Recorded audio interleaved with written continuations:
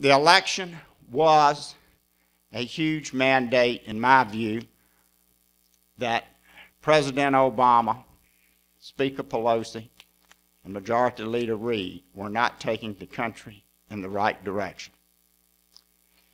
In fact, now I voted for the Republican running for the House in the U.S. 5th District of Virginia.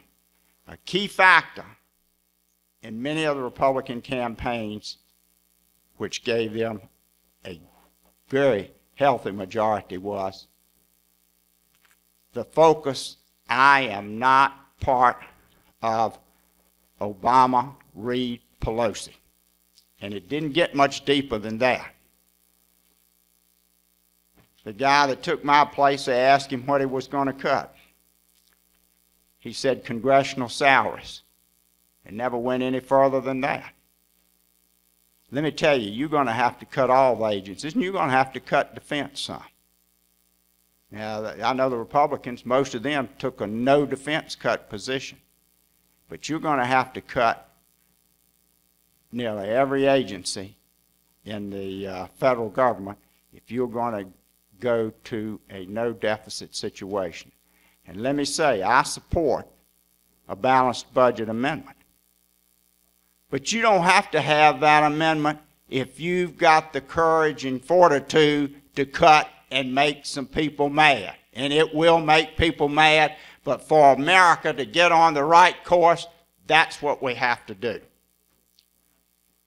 And there are three areas where I am doubtful that Republicans, and I'm just using them because they are now in charge in the House, and I know the Democrats want term limits. I fully support term limits, and I would be very pleased to see the major parties adopt term limits. I don't think they're going to do it. If we get term limits in this country, I think it's going to have to be through the Constitution Party and people that think like we think, in that public service should be for a short period of time, and your focus needs to be on what's best for the country, not how I'm going to get reelected in 2 years.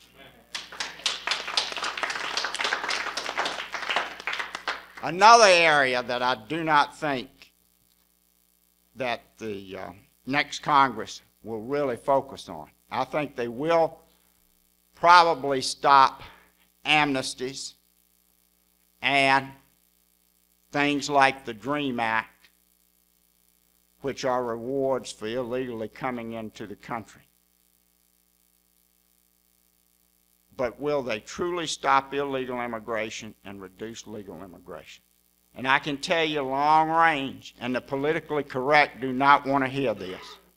If we don't reduce so much immigration into this country, stop the illegal and reduce the legal, the burden to the taxpayer will continue to grow, and you will have more liberal philosophy coming into this country. Most of the new persons coming into America come from socialist countries. Now, you may not like Obamacare, but their thought about Obamacare is it doesn't go far enough. And I don't want that philosophy controlling the United States of America, but we are on a slippery slope toward that being the case. To reduce legal immigration, I have several suggestions, and these are not all new. One, end diversity visas. I'll be anxious to see if the House passes that. That lets 55,000 people a year into the United States by virtue of a lottery, mostly from Asia, Middle East, South America, and Africa. Reduce the number of asylees and refugees. But you say, oh, they can't go back to their home country.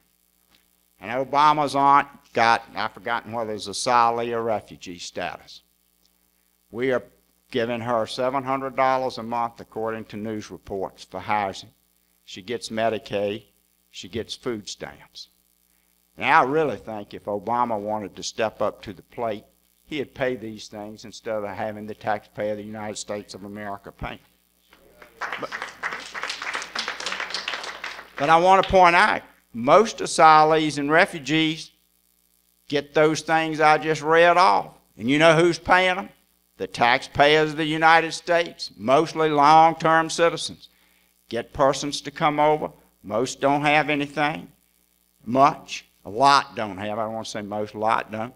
And they qualify for just what I said, Medicaid, a monthly payment, and a housing allowance. In-chain migration.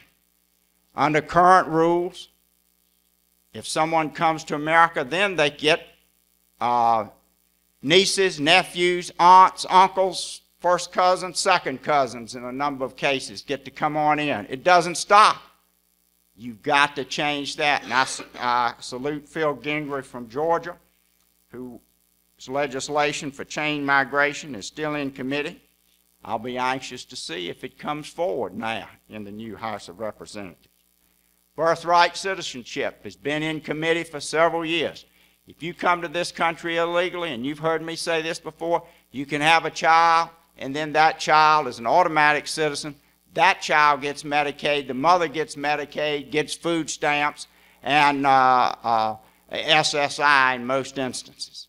And that is a huge cost to the taxpayers of the United States, and it is the wrong magnet. Clear Act. Clear Act is a bill that's been before. I want to see if that's going to go forward this year. Clear Act says we're going to encourage the states to do what Arizona did, and the federal government, the state government, and local governments will all attack the problem of illegal immigration in a unified effort. It's been in committee. I'd like to see it go forward. Lastly, I'd want to mention reduced green cards. Unemployment, follow me now, unemployment in this country is 15 million people right now, 15 million. We've got at least 8 million illegally in the country that are working. This year we allowed in, that's illegal. Jump now to legal, green cards, 1.2 million green cards this year.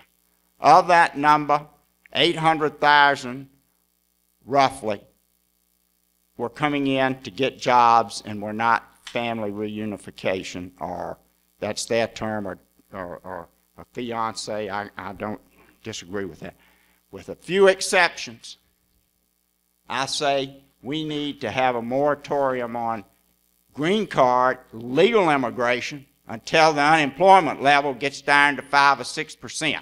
When you add the 8 million illegal with almost 1 million legal, and I'm not talking about the guest workers and temporary workers, that would be enough if U.S. citizens had those jobs to put our unemployment level down to 5 or 6% instead of 10%. And that's what Barack Obama and both parties in the House and the Senate should be doing to solve our unemployment problem.